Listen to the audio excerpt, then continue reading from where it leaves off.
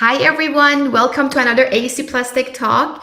We are so excited for our conversation today. It's going to be about automation. It's an important topic, with all this intelligence in the BIM models, in everything we have, the documentation process is still very manual. So Richard is here. Hi, Richard. We are... Hello. Hello. We're already live. So, oh, sorry, we lost you. Hold on 1 second. Oh, okay, perfect. Awesome. So we are live and now we are correctly linked to our LinkedIn page. Let me just double check here and make sure. Yes, that's perfect. Okay, great. So we have 3 wonderful speakers today with us, all extremely experienced in this area.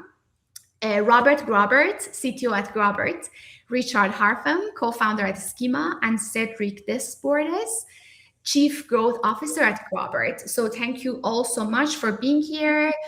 As always, it's a discussion. So to our audience, please feel free to post your questions in the chat box. So I recently wrote a review about this very problem, the gap between all this information and the knowledge that we currently have in our BIM models and the question that why is everything is still so manual. The article is on our aec+tech article section. Please feel free to check it out when you have time. And then I'm actually going to ask Robert the first question. So actually, how about we do this? Can each of you please briefly introduce yourself, tell us about your background, your work, and how documentation is part of your work. And then we can start from Robert, then Richard, and Cédric. And then Robert, if you can also ask this first question, that why documentation is still such a bottleneck in the BIM workflow, that'd be great. You go first, Cédric. Okay, so my name is Cédric Desbordes. I'm you may hear from my voice that I'm French, and actually I've been working in the CAD industry for more than 25 years now. I'm working at Graebert as a Chief Growth Officer, which means that I'm in charge of marketing and business development. So I'm working with many of the construction companies that are working with us, actually. Awesome. Okay, I'll go next. And I'm English, so we've got an English, German, French. We've got a lot of Europe here. Yeah, my name is Richard Harpham. I started life in architecture before getting into computer-aided design very early in my career. I joined a small startup called Revit Technologies quite a while ago, which led me to work in Autodesk for quite a while. And I'm sure we'll have a chance to talk about it. For a few years I was there. I was in charge of marketing the AutoCAD business globally, and DWG in particular. So we can talk a little bit about that. After Autodesk, I worked in a lot of different startups, some of them in AI technologies, early AI technologies based around language and translation. Before I got back into the industry with an infamous company called Katsira, where we tried to change everything at the same time. And we learned a lot that's relevant to this discussion there. And more recently, I've been working with a lot of startups, early stage companies. I've been a founder at Skema for the last few years, before working with companies like Graebert to, help understand, commercialize, and position these types of technologies to the best position in the industry. Amazing. Thank you so much, Richard. It's wonderful to have you with us today. So, Robert. Yes.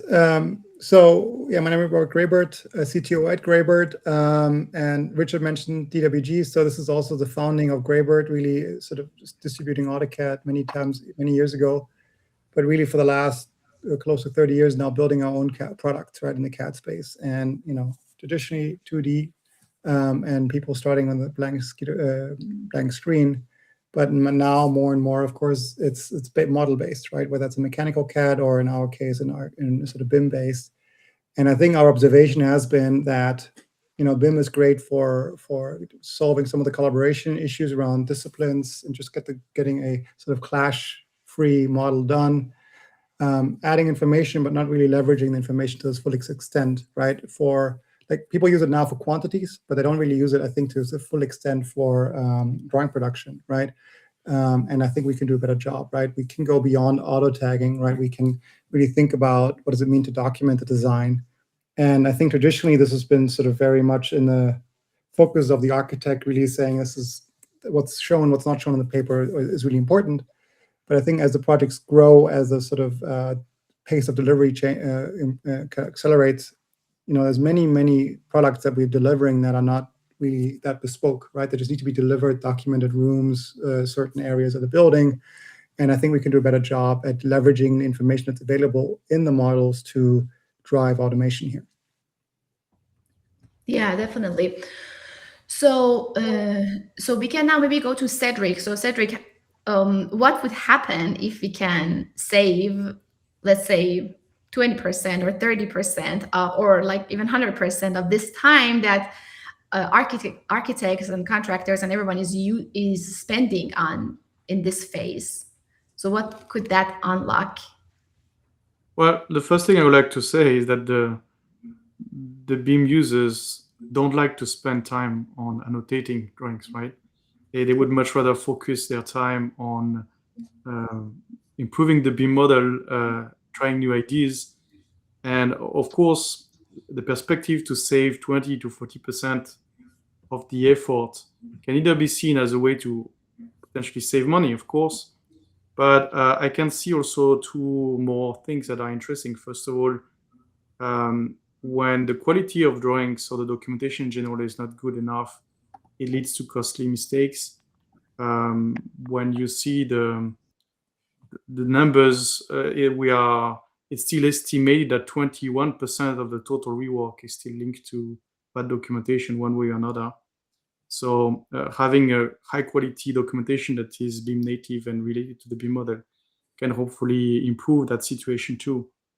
But thinking a little further, I think that's what I've heard also from architects and big design studios when they are considering what can be the advantages of AI. They're all very excited about what AI can do to help them automate more, not only the documentation part, but also the modeling part and the innovation that they can do with their own models.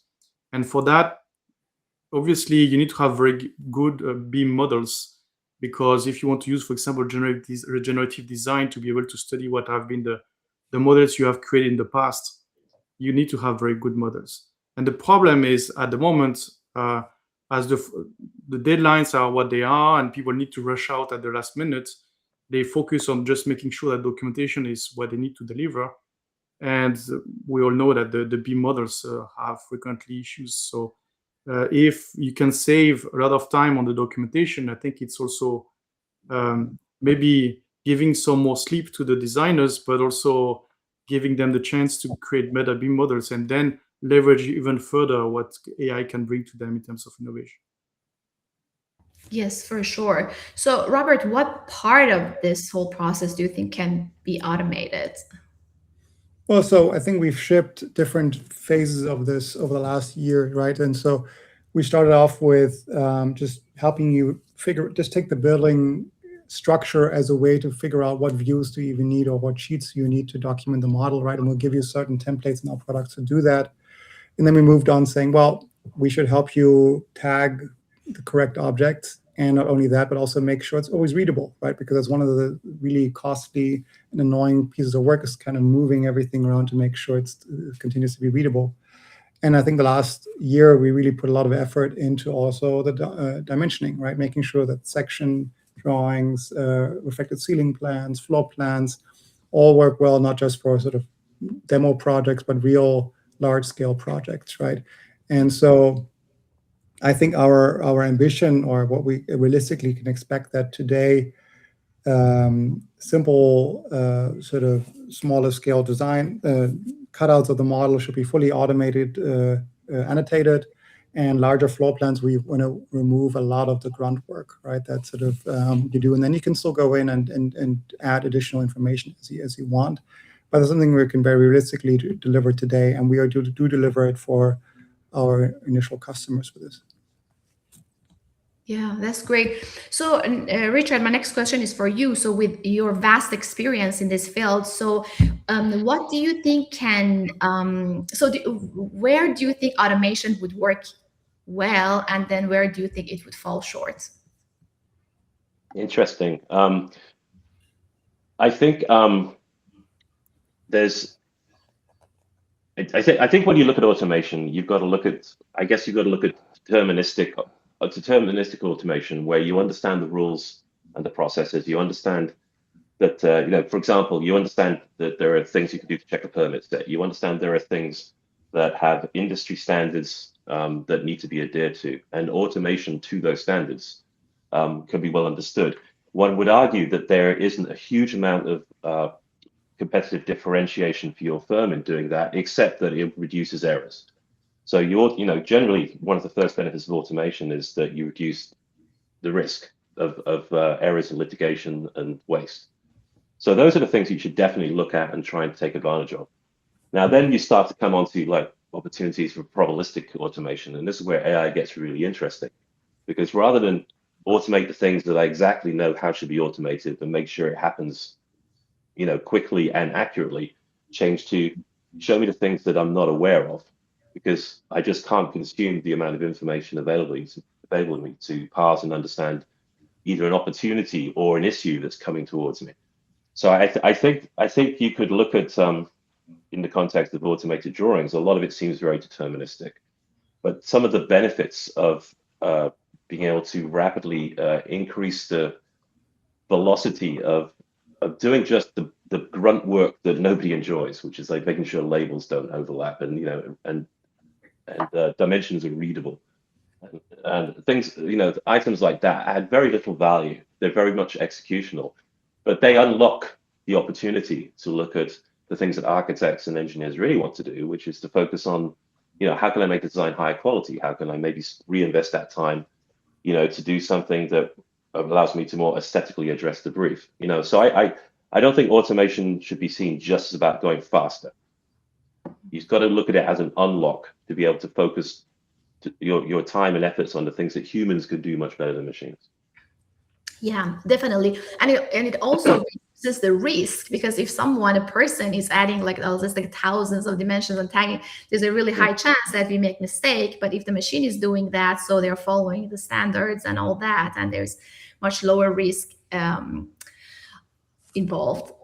Okay, great. Thank you, Richard. So Cédric, my next question for you is, so we are talking about BIM and DWG. So why is DWG still so important, you know, in the workflow for everyone, architects, contractors? So yeah, for contractors. Oh, sorry, Cédric, go first. It's okay. It's crucial for me. So yeah, so I think that the construction industry is still very much heavily using DWG. For a reason is that at the end, the drawings are a bit different. They are more detailed because they are aiming at execution. They also need to be read by the field, people in the field. So what we see, for example, in Japan, we have 65% of the top 20 construction groups that have been migrating from AutoCAD to RS. That's because they are having thousands of users still on CAD, on DWG. And DWG is still the lingua franca for these drawings, yes. Yeah. I think I would also add is that there's certain diminishing returns, at least in the current BIM tools that are in the market, right? It's inefficient at some point to continue modeling at some point, right? It's easy to cut and then go into drawings, right? I think we do see a new crop of BIM tools. Conic, a partner of ours, and others like Snapshot and others in Skema are sort of trying to address that challenge to kind of say, can we model more, right? And then maybe you can actually stay out of a sort of a pure 2D or DWG design for longer. But I think today's tools that are in the market are making that really difficult. Yep. Yeah. So okay, I guess I have a few opinions here that. I do agree with Robert's and Cédric's, but also I think there's some broader things. There's been some broader things going on. I mean, I think the software vendors in generally have devalued drawings for quite a long time now. You know, certainly in previous companies I've worked in, the move away from drawings to like one day everything can be done directly from a model type of marketing has consistently kind of pushed us away from thinking about DWG and you've got to put PDF almost in the same bucket here as being important to you as a as a technologist using software. The reality is the drawings are great. You know, it's like very, you know, I can say it's like I was digging up some old drawings of mine, which I did a scary long time ago in my first CAD system. But I was doing 3D models and drawings, you know, for a long time now. And the drawing actually is one of the best ways, still is one of the best ways to communicate information. I mean, nobody really likes using the 3D map in their GPS in the car because you quickly get lost. You know, you flip it back to 2D because it's much easier to read information in 2D when it is it's diagrammatic. And I think that we've been a little guilty I would say as technologists of, I would say, romancing the idea of the model being more important than the drawing. The fact is the drawing is the contractual document, it's the instrument of service in many respects. And will that change? Could that change? Yes. But it's not going to change until we trust the models more. And the models need to be high quality and more accurate for that to be true. To do that, we have to shift the focus of the way we do our work from right now, you know, when a drawing set drops out of Revit, it still might take 2 weeks for it to be able to be issued because of the checking processes you have to go through, to spending that time more in increasing the quality and the trust within the models. And I think we all have a responsibility to think about this more as we did in the early days of Revit, because Revit was built to coordinate drawings. You know, our slogan was, you know, change once, change everywhere. We weren't thinking about it initially as like this massive database that, you know, is going to be persistent throughout the life cycle of the build. It was there as a vision, as an idea, but that came quite a bit later in how it was marketed, and more as a way of differentiating Revit from other 3D solutions that were in the market. You know, Revit was different because it could be this building information model, which is a term invented within the Revit environment, even though there was many other ways of describing single building models before. One would argue Graphisoft, you know, owned the single building model kind of positioning, you know, in the 90s. But I think, to get off my soapbox as quick as I can, Ignaz, but, you know, I think that the art of the drawing as something that the architect is proud of is something that can be re-elevated. And I think solutions such as Graebert's here and this focus is completely in line with how the industry operates and the way that we want to actually deliver information. Well, I think, well, I'll make just one final comment on that. I think we do see in the companies we work with is that, you know, I would say traditionally create models are good enough, right? And now, because there's not really a lot of value in making the model very good, right? But now if you say, well, there's so many derivative things that could come out of the model, like drawings, right, that are sort of very accurate and don't need a lot of extra or manual work, now there's a benefit to actually improve the quality of those models. Yeah, definitely. So now in this automation process, what are the biggest challenges that you see? Like, is it, like, let's say, scaling the automation? So is it performance? Is it accuracy? What is it? Well, I think it's partly what I just said, right? Is that we, when we start working with companies, there's often that they overestimate the quality of their models, right? And so we quickly run into issues and say, well, by the way, this geometry is not, there's some issues here with the geometry or with the object data. And so it still doesn't mean that the process fails, right? It just means that there's more rework or more manual work that needs to be done, right? Mm-hmm. Performance is not an issue because we've kind of, this used to be how we delivered our BIM tools was part of a desktop solution. We still do that today, but, you know, a bigger focus is that you can run this in the cloud, right? As part of our, you know, solution, you can run this in our cloud platform, and it just operates on a schedule. If you want, you could get a daily or weekly snapshot of your whole project being generated, right? And so I would say right now, the bigger challenge that sort of is more of a UX challenge right now is just trying to help people set up the projects in a way that they can get the best results out of them quickly, right? And that's sort of something we keep working on, working together with our consulting team, with the customers to help them figure out how to get the results that they want. Yeah, definitely. That's very important, like you mentioned, UX, because if it takes them longer to set it up and to, you know, figure it out, and so they may just go the manual route. Yeah, but we do see, and Cedric mentioned some of the customers we work with, right? There's an opportunity to also standardize to some degree within a firm, right?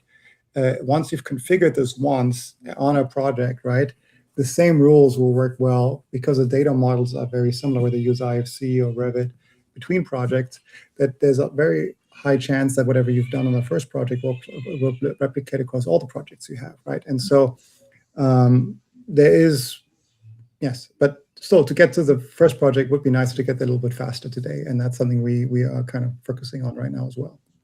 But in terms of scaling, don't you think, Robert, that when we look at projects that have more than 1,000 sheets, obviously there is a challenge to be closer to the 1% perfect, because you don't want to spend 10% of the time to rework what is left, right? So the idea of the last mile of the effort, obviously it calls to be highly customized, to be very close to what is 100% perfect, because you don't have time to redo 1%. Sure, but I think this is where it comes back to Richard's point, right? There is really a high value in predictability here, right? Is that, once you've configured it, you want it to always do the same thing over and over, and ideally replicate across all the views that you have in your project, right? Because one of the opportunities here is that we just improve the pace of delivery, right? Is that, let's say, let's flip a set of drawings every day, every week, right? And manual review or touching these up is not going to work, right? And so you need to trust those results, and we have to give you tools that allow you to review that at scale and use some of the, as Richard said, some of the more LM-based approaches to kind of give you an overview of what has changed, what needs your attention, and not just, here it is, figure it out, figure out the needle in the proverbial haystack here, right? Yeah, you see, when you use AI today, like ChatGPT or the engines, there is always something you like to fine tune at the end, right? So the idea is also how you can reduce that part at the end so that it doesn't become a nightmare with thousands of drawings. Yep, definitely.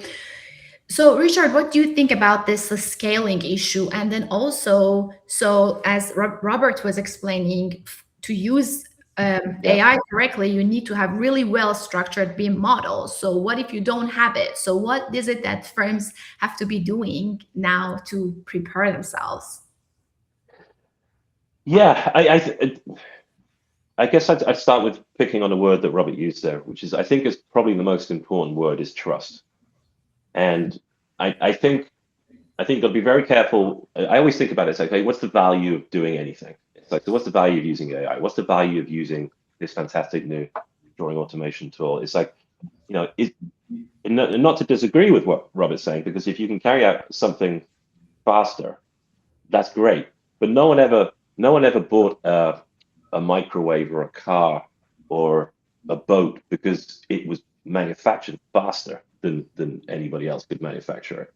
You pick it because of the quality of the design, the quality of the delivery, the quality of the service.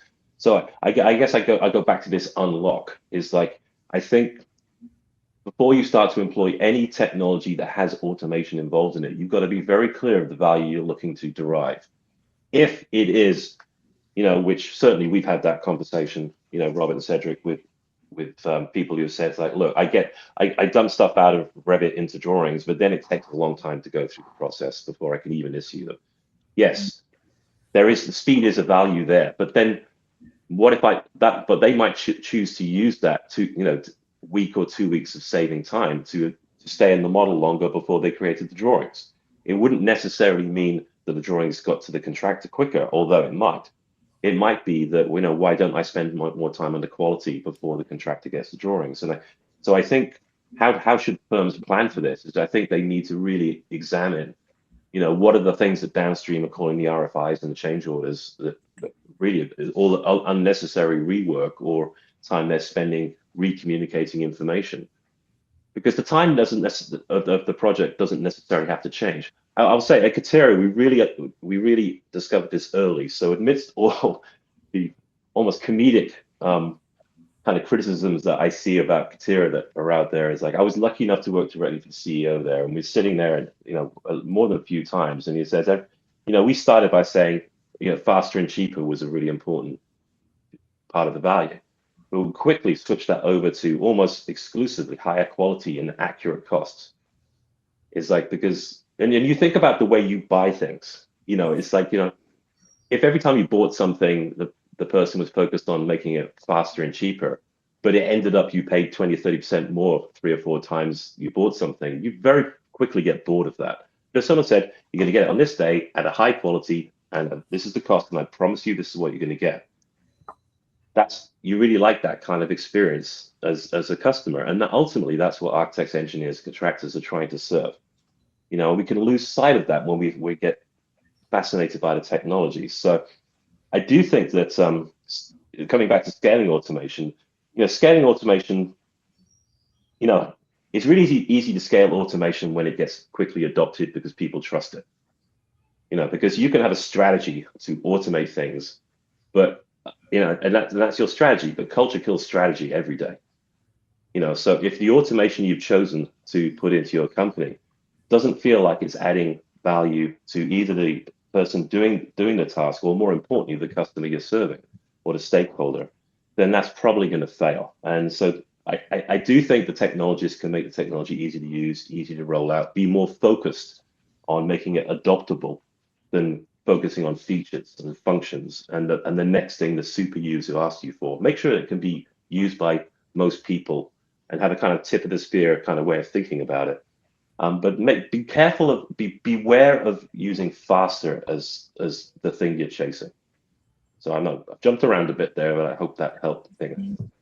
No, that was great. That was great. Thank you. Thanks for sharing. Very important for sure.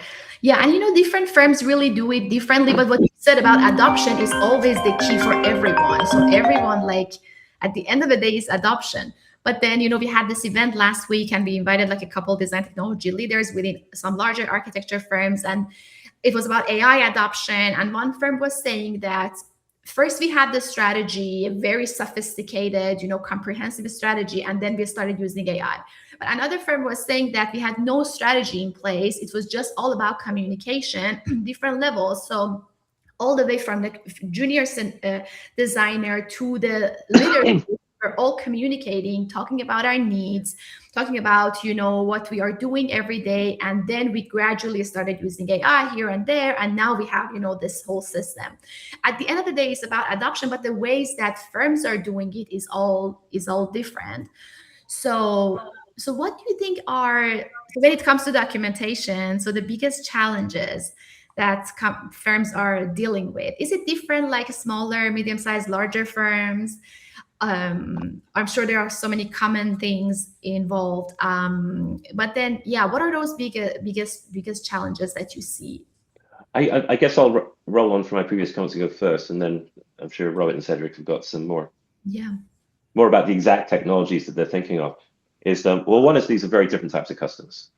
So the problem of a large international architecture firm versus a 5, 10, 15, 20-man firm that's looking to compete with the large firms on specific projects. They're trying to, they're trying to add a different type of value, a more boutique way of addressing the problem. They got very different concerns, very different needs.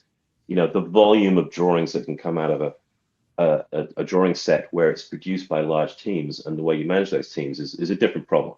And Robin and I have talked a lot about these things, and I do get on my soapbox a bit about like some of the things that we should focus on, and and Robert's a great technologist and wants to solve the world's problems. So I think we're trying to make sure we solve the right problems, and certainly for the first customers that are being addressed by Graebert here, I do think that the smaller firms can have a massive amount of benefits from this type of automation, but the problems are going to be a little bit different. They're not going to be about getting 20,000 drawings for a stadium out, within a certain time scale, which limits how you can work. I also think, so the small firms will be able to have the opportunity once this technology is matured to be able to spend a little bit more time on the things that elevate them, which is the boutique nature of the way they differentiate themselves, because they want to worry about drawing so much.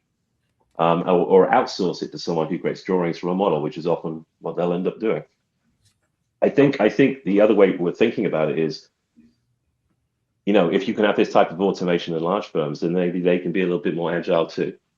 So if you can, as Robert was saying earlier, not have to wait to fill the whole bus before the bus leaves the station, you can actually sort of more drip feed information because you trust the process of how those drawings are being created. Then I think you can become more agile in the large firms as well. So I think the implementation upsides of this type of technology could be huge, both at the top and the bottom of the market. What do you think, Robert? Yeah. Well, I think my sense is that I think commonly, I think the smaller firms first adopt new technology, right, because they're more open to take those risks, right? Yeah. But particularly here, we're seeing that a large interest by the largest firms in the largest projects, right? Because as Richard said, they face a different problem. They face an internal coordination problem, right? But they also face a coordination problem with dozens of sub partners, right? And they sometimes even, of course, required to deliver plans based on models generated by other teams that they sort of federate into their models, right? And that change is constant and it's moving. And so I think we've been lucky that we've been able to engage with some of the largest firms on the architecture side, and we're seeing that we can actually deliver great value very quickly, simply because the scale of the problem is just so large for them, right? And so, but I do also see that, as Richard says, there is an opportunity to help small firms also compete better, right? And one of the areas we're really excited to look at is sort of helping specifically companies that are engaging in sort of competitions to kind of help them kind of get out of their sort of very interesting new designs, generate a sort of a finished drawing set very quickly, right? That they don't have to start keep on modeling a lot just to get a sort of a competition out there. And so that's something we're excited. We're just starting to explore that area, to be honest. But this is how I think we can help sort of the whole market. Wonderful. Maybe if I could add one thing is, we mentioned trust and scalability, and I would like to compare that also with the autonomous vehicles, right? So if you have an autonomous vehicle that can succeed in 90% of cases, you don't want that you can have an accident in 10% of cases, right? So the 10% is potentially acceptable if you are yourself the driver and you're sitting behind the car and you can control the car when this 10% is happening, right? Yeah. But when you are at larger scale, like a very big company, you don't want to give that car to thousands of your employees and take the risk that they would have accidents, right? So I think it's also coming back to what I was saying about working at scale with these projects and the fact that the perfection needs to be higher when you have a higher volume of drawings because you cannot afford to take that risk on the large scale. Yep, absolutely. Can I just add a last little piece as well, if we have time? We also have to remind ourselves there are things we don't know yet.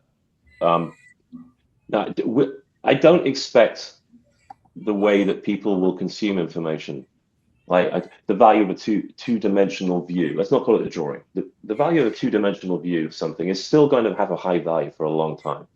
The way that you execute it or get to it could change quite rapidly, dramatically. I mean, we see a lot of effort, calories, desire in firms to use, ever more kind of sophisticated tools to figure out early design, and some of that's through scripting and byte coding, where you come up with a way of expressing a design that can be, fairly dramatic and different than you would do if you're trying to do it either on a drawing board, or you certainly be challenged to do it in something a bit more, I would say, restricted from the point of view of how the tool operates, like Revit or Graphisoft, even though they're ever more flexible. So you can see, I think a lot of firms are looking to say, well, how can I connect? How can I deliver something that looks like a drawing or a 2D view from some very early conceptual, very high-end level design thinking into something that can be very easily understood at a two-dimensional level more quickly without having to maybe go through this 3D model BIM production kind of piece. Now, will that be the whole market? No. Am I saying that Revit and Graphisoft go away? No, I'm not. I'm just saying I think you're going to see quite a lot of specialization here, where certain types of buildings could go straight from, say, Rhino, a Grasshopper script running in Rhino, to a very, very well kind of and trusted set of drawings that is perfectly suitable for the supply chain to work from. And you almost think of it like it's almost like a web page it's created. It's like there was a whole lot of stuff that my agents did that I employed to create that drawing, but I never once in that process had to kind of get into a BIM model and look at it. You know, I can send that off and to a supply chain, and maybe then that they have agents that go, okay, I understand what's going on there. Create me whatever three-dimensional data I need to be able to do whatever my either one-dimensional, three-axis machines need to be able to deliver something. So I think there's going to be, you know, everyone's wondered when industrialized construction can really have an unlock. You know, I think this is another one of those pieces that helps that happen. Because if you can rethink that process, I think very exciting things happen. But it goes back to that trust again. It's like we need to be able to trust, you know, the BIM model more because it's high quality, and the agents we employ to create that both three-dimensional and two-dimensional information. I think we're also in an interesting time where it's now easier to get like a photorealistic rendering of your design before you even get a drawing out of it, right? Because we're kind of skipping all these steps in the middle, right? And so I think this is, you know, I think we want to equalize that a little bit, right? Once you have an initial idea of what you want to create, right, help you deliver the different sort of derivative products out of that in a sort of in a new way. But a 2D view in the concepts I'm talking about is part of the building information model. It is not a published document. It's a big difference between the two. You know, it's like it understands how it was created and how it connects to the data that is essential to do design. It is a dynamic bidirectional understanding of what is in the building information model, but it understands that the human that's consuming it may never need to see that model ever. So that's the best way of understanding information. But that stakeholder was to see a 2D view.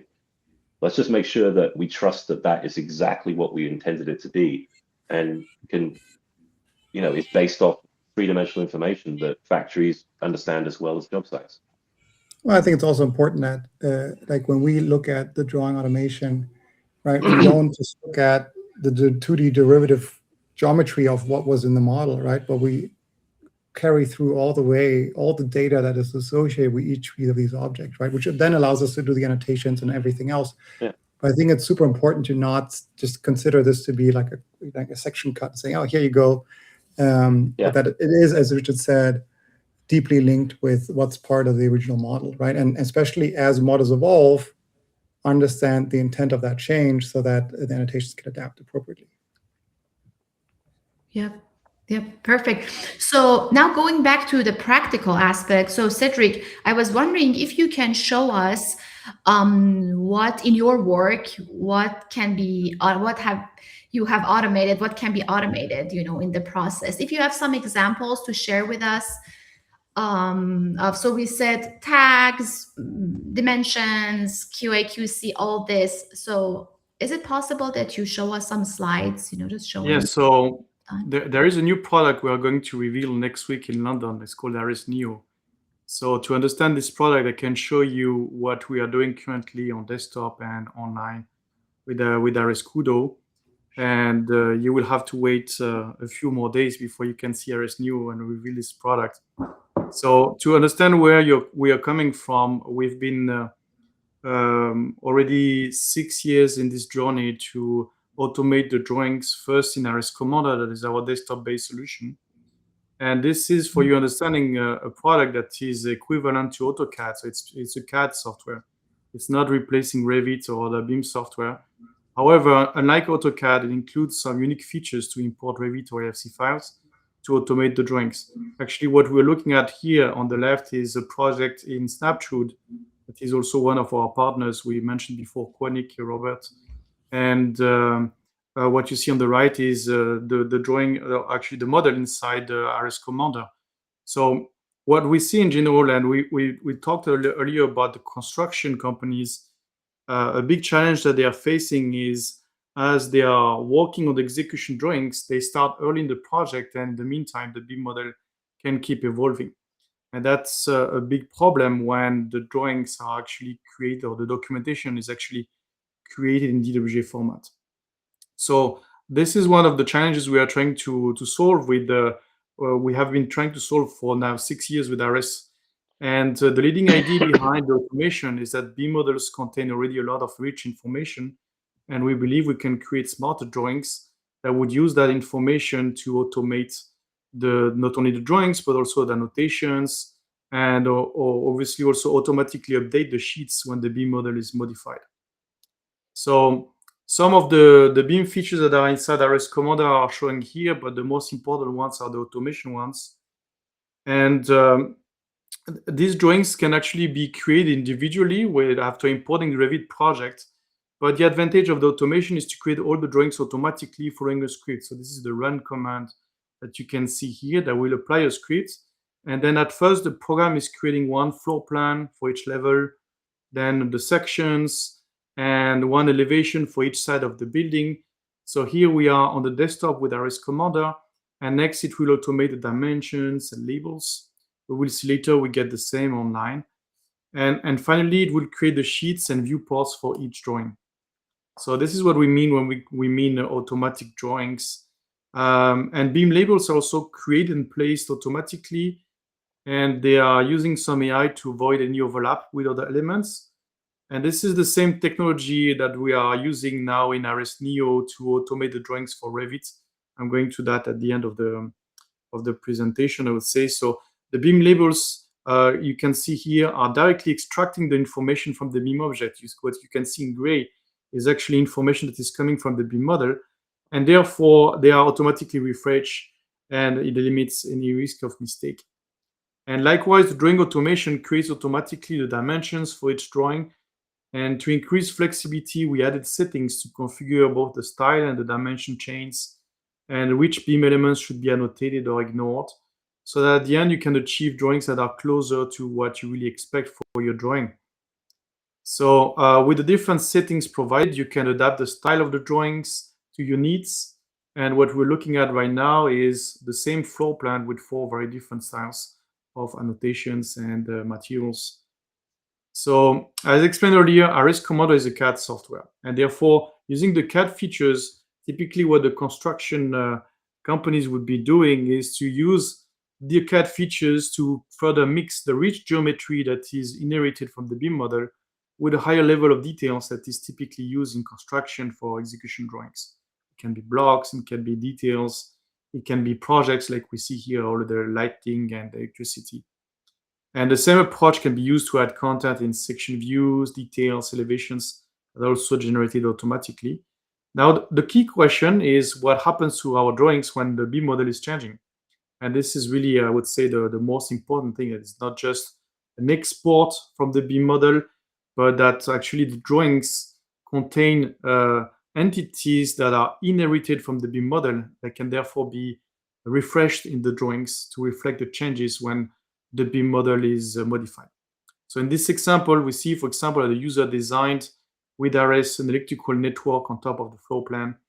And these CAD details will persist when we refresh the drawings. So after refreshing the drawings, we see that the floor plan was updated. The wall has been moving. New partition wall has appeared, but the electrical network in blue was preserved. And next, the user may adjust the project to adapt to the new configuration of this floor and then adapt the drawings accordingly.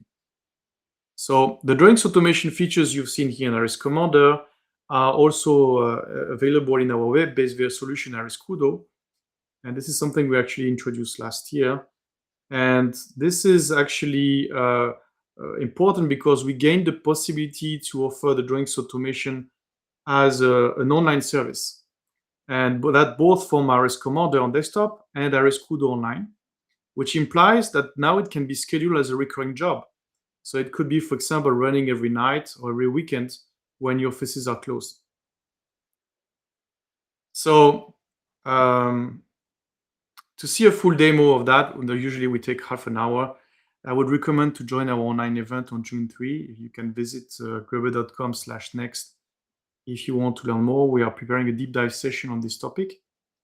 And now the limit of this approach, I'm now going to talk about a new product with RS Commander and RS Kudo, is that we're delivering DWG and PDF at the end. And this is typically what construction companies want. But heavy Revit users, like for instance architects, they want documentation inside Revit. They want to see their Revit views updated and automated. So this is what we are going to show in London next week.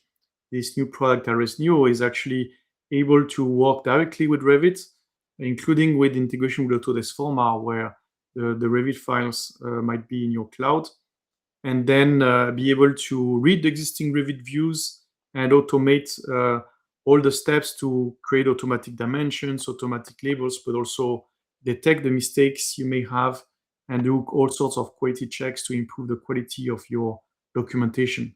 And this is what we were saying earlier about the challenge to automate at scale. Yeah, so if you want to hear about RS Neo, as I said, this is a product we are going to reveal next week. So I created this very short link. If you want, you can find here a contact form. If you want to receive updates, you can go to bit.ly/RS Neo to sign up and receive news from us. This is great. Thank you so much, Cédric, for sharing. So let me turn this off. So RS Neo is a new product that you're offering, right? So it's connected to all the other Graebert products, but you cannot tell us more, right? So to learn more, well, we can obviously tell you some things. So the thing we didn't want to do today is actually to show it, but we're happy to discuss about that and explain. So maybe Robert, you want to? Yeah, sure. I think so as Cédric said, I think the key piece is that traditionally, right, our sort of IP and figuring out how we document the design has been sort of been locked in sort of RS products, and the outputs would be drawings or PDFs, right? And I think the key part of this RS Neo product is that we are sort of opening up, saying we're not going to just consume full IFC models, but also individual views from Revit or potentially other design tools, and then also publish those changes to the annotation back into the authoring tools, right? And so with Revit, we're trying to close the whole loop, right? You start in Revit, we can take that data out of Revit, parallelize it so that it actually scales really nicely, and then bring it back into Revit, and so that you have native annotations directly in your authoring tool. That sounds very helpful, very super helpful. And do you use AI in the process? Well, as Cédric said, there's different pieces to this, right? On one hand, we want to be very predictable in what we will annotate and how. But then there's always where it gets a little more, where AI becomes more helpful, is when you think about like the placement, making sure everything actually is readable, especially when you get some very dense, floor plans. And specifically at the end, when we try to kind of communicate to you what has changed across the project, right? We want to sort of use some of the AI capabilities, summarization, and highlighting the key things that you care about, right? Yeah. And so it's a mixture of technologies, basically. Got it. Perfect. Thank you. Thanks for sharing. So everybody, please join at a Graebert event on June 3rd, and then you will also share more information about Neo or Neo. How do you pronounce it? It's Neo, right? It's Neo, right? Neo. Like in Matrix, depends in your country. Some people say Neo, others Neo.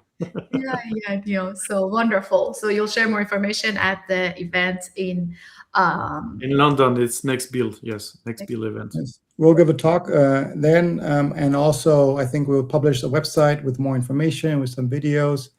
And as Cédric said, if you follow the bit.ly link, you'll be notified of any materials we publish. And if you want to get directly in touch with us, we're happy to give you more direct scoop.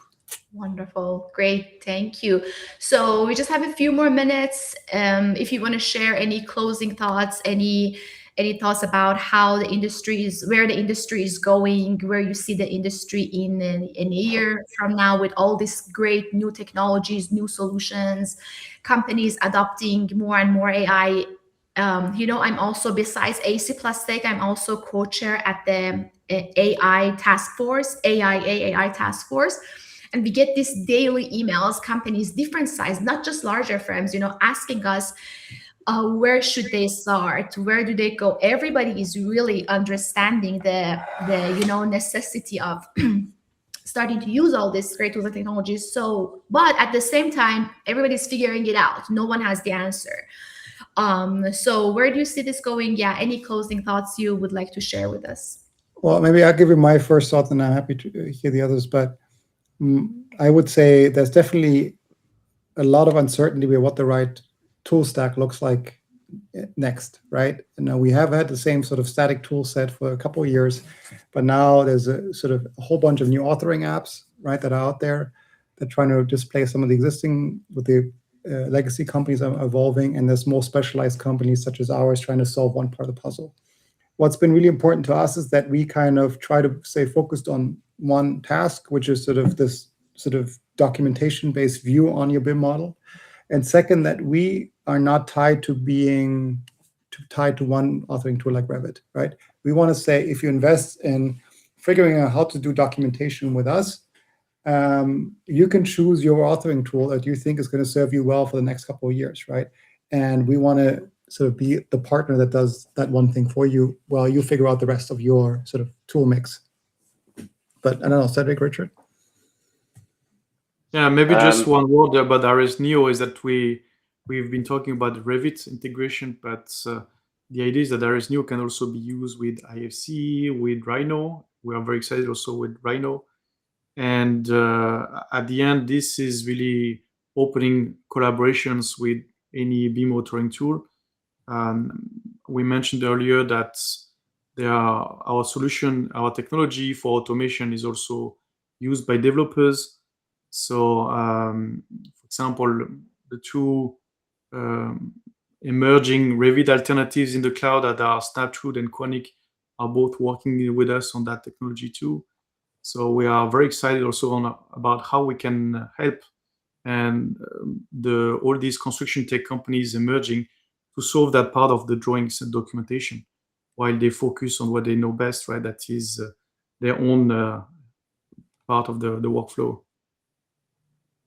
Yeah, I think what Rob and Cédric have just said is incredibly important. I mean, if you're building a strategy and a strategy around AI right now, part of the problem is that this big question is like, what tools and platforms am I going to rely on in the future?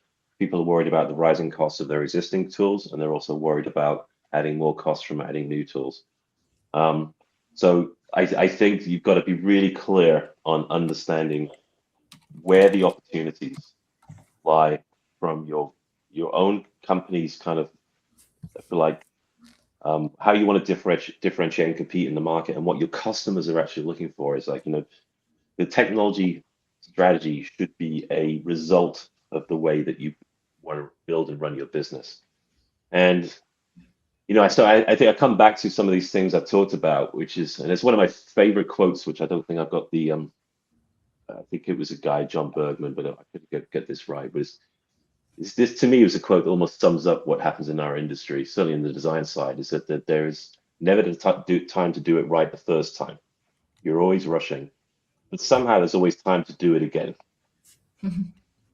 That's kind of the way, yeah, it's kind of the way we operate. And it's like, so we've almost like built it in that we were running to hit a deadline, knowing that, often really knowing that this is going to come back, and I know there's going to be RFIs coming from this. And so I think that that's an area that I would really advise people to think about, because there's going to be a change in the way that you measure how you measure productivity within your firm. But it's going to be quite a while before things change about how you can, if you like, bill your clients, because the contracts and the instruments of service are going to be with us for a while. So that's why I think drawing automation is a really important piece to look at and consider within your strategy. Is how does this give you the opportunity to reinvest, if you like, effort and time into areas that you're weak? Because I think a lot of architects are very, very strong at making sure their drawings are good. But that is something that machines can be very good at. So, and it's honestly, it's not going to differentiate you in the long term when people start using machines to automate it. So how can you look at it from the point of view of the opportunity to use more of the emotional, if you like, side of the way you work with the clients, rather than just about IP. It's about it's about EP as well as IP now. And I think the future worker is going to be less do, more think. And the more that you can find a way of getting to that is going to be important. Yep, for sure. Very good. Thank you. So we have just a few more minutes, so we can take this question. So Drake is asking, he's curious how see tools like this integrating upstream with digital twin environments where decisions are validated before drawings are even produced. Automating documentation. Curious how you see tools like this integrating upstream with digital twins. So I'll take a first pass. This goes back to trust. I think of it. It's almost it's another one of my soapboxes, which is if the information that comes, if what you're delivering out of the design process is products to gain permits, then it's hardly surprising that they're not necessarily fit for purpose for constructability and eventually digital twins. You know, and I'm not criticizing it. I'm just saying we have to be honest that that's a truism. You know, it's like architects don't need to design for constructability to the highest possible level, unless they were trying to do what we were doing at Katira, where, you know, there's a guy down the corridor who's going to come beat you up because he's in the same team with you. You put together a design that dared him to build it rather than allowed him to build it.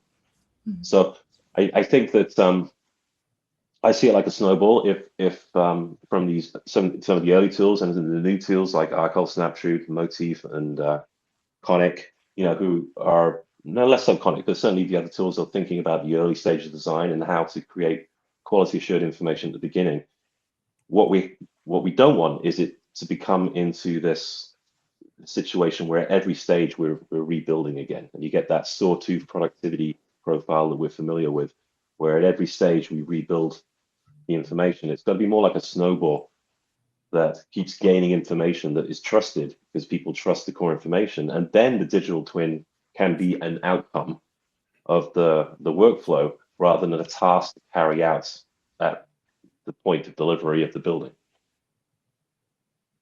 Absolutely. Thank you, Cédric. Robert, any comments, any final thought? Well, maybe another way to look at this is to see also what one of our partners is doing. Reply Irelandis, they were part of our event last year, and they are doing facility management online. And what is unique about what they are doing is that they are connected to Salesforce. So it's facility management inside Salesforce. And I think that's another way to look at digital twins is also facility management at the end, and how these solutions, I could see them using the technology that we have, but more inside their own solution to be able to expose the information in a way that helps for decision, right? So to generate the drawings based on what is the question from the people using that tool, right? Robert, did you explain that these 2D views to create the drawings stay connected to the BIM model clearly? Because I think that's I hope so, but I think maybe to synthesize both of you is that if you no longer consider creating a drawing, right, a sort of artistic effort, right, to be able, that needs a lot of effort and specialized knowledge, but that you consider certain sets of drawings to be sort of model derivative, right, with the correct sort of annotation, right, you can then start sort of opening up your aperture. What kind of drawings would be useful, right? Not just what can I deliver in a certain amount of time, but what else can I be doing here that helps me communicate what I'm trying to do with my design, right? The very first sort of requests we got out of our large construction partners was, help me create escapeway plans. Help me do all these specialized plans that are not really what I need to give to my owner, but really what I need 20 different versions of this design, right? And as we all know, it's much easier to then have a informed discussion about that design instead of looking at a sort of a 3D walkthrough that we kind of rotate around, try to figure out what's going on, right? And so I do think there's a lot of opportunity here to do, you know, to again, leverage whatever is in the model to do a lot more. I want to thank you all for your flexibility with time. Now we are going over time. So do you have a few more minutes for one more question? So we can be quick. So Ben is asking, let me put it here in the chat. How does the recent Anthropic release of Claude integration with Autodesk Fusion change this workflow? So if you have any thoughts on this. I think what you'll see, and this is something also we are working on, right, is that there is an opportunity to expose some of the CAD, the data stored in CAD, right, or in BIM models to large language models, right? You can use that for querying the data, for even maybe running some of these automations. And so we're quite excited. We're going to build the same things for our products, right? And we think it's one way to interact with the models. Does it scale to the thing as what we're trying to accomplish here? I think then you're sort of somewhat limited by the authoring app, right? If you say I built an MC, like a way to talk to Revit, you're stuck with the speed at which Revit operates, right? Which might be okay, but limits you in certain cases, right? And the technology we've built allows you to then say, well, actually, once we've got the data out of Revit, we're going to do this everything in parallel, right? Because we can leverage the cloud to do a lot of computation. And so I think it's just what becomes one more tool in your toolbox, right? Well, it was funny. I just typed into Claude, what will this mean for the industry? And it says it kills the text-to-CAD startup category overnight. So I can't say that's true, but it was just funny to watch, funny to read it. Well, that was more of a mechanical CAD phenomenon in the first place, right? Yeah, yeah. So I think, as we said, even like obviously you talked about how AI is changing how architects think about their tools. I think it's also quite rapidly changing how vendors think about what tools they need to provide to users, right? In our case, right, should we invest more time in building more specialized tools that maybe only a small set of users can use? Or should we just make more of the core platform available to things like Claude so that it can figure out what the right ways to actually manipulate designs? And I think I would say I would like to see in our user base, right, that instead of 100% of everything you do is done by mouse clicks and sort of typing in commands, you gradually do it partly this way, partly through chat, right? And by saying, this is what I want to accomplish, help me do this. And it's our job to make sure that the surface area we expose to these tools is large enough that you can actually do those. And part of the things we're going to announce in our June event is what a big leap we are making year over year on that front, right? And so that's where I think I see the utility of this. Yeah. As one little warning, just so next week or the week after next at Next Build, I think one of the presentations I'm involved in or delivering is going to be around future business models and how you can plan and strategize for those. You know, for things like Graebert's tools here and for others. The one thing I think is very interesting about an integration like that is, you know, agentic cost models are a little bit like the Wild West right now. It's like it'd be very easy to find yourself dramatically increasing the cost of your technology stack by adopting some of these technologies early. So beware of the seduction, if you like, of being able to do more when you're unsure of the actual value of it. It's like, and I think there's a lot of learning that's got to happen in the software companies, you know, as well as the customers when they're building an AI strategy. Because I think that's kind of an underlying part of that question. You know, for example, LLMs, agentic models run from LLMs, you know, are extremely cost prohibitive because they're just the way that an agent works in LLM, you know, has to reserve almost 50% of computer memory on GPUs just to be able to operate, you know, which is like a horrible way of operating. So there's new technologies such as the value LLMs, VLLMs that are, you know, take that from 50 or 60% down to 5%, and these are only just emerging. So get on the train, do your work, look at these things, but also be aware that it would be very easy to find yourself getting into very expensive cost models if you're not careful. Yeah, and I think that what we see, right, is that LLMs and agents are very good at coordination, right? Figuring out what to do, right? And I think they become really powerful when they have themselves powerful tools that they can leverage, right? And so if the underlying system they interact with has powerful primitives, I think you can get great, both the flexibility of the LLM, but also the cost efficiency or whatever you want to call it on actual implementation. And so, but I think we're early innings in all of this, right? We're still all figuring this out and what is the best way to do this. I can only say that for our part, we're trying to expose a lot of this to our users to make sure that they get the benefits of this, and we're learning together with them. Yeah. Wonderful. Thank you all so very much for your time, and thanks to our audience. So please don't forget to join the next event on June 3rd.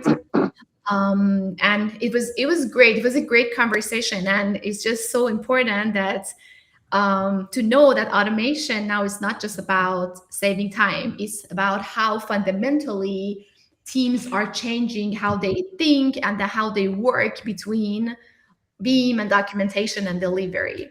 So it was a great conversation. Thank you all. And hope you have a great day, and hope to see you at our next event. Thank you, Niklas. Bye. Thank you. Bye.